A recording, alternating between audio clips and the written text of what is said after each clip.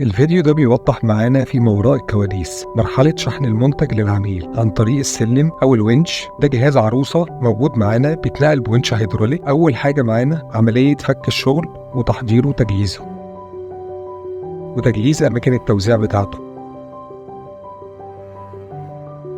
دي غرفة نوم زي ما احنا شايفين، بنركبها بنفنشها وبنحط كل قطعة في مكانها وبنسلمها للعميل بكل مراحلها.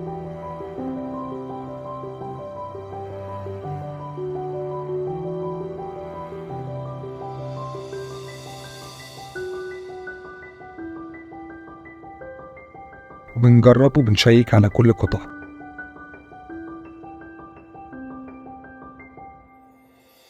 ودي السفرة معانا قبل الفرش، بنفك الورق بتاعها وبنركبها ولسه مرحلة التفنيش بتاعتها.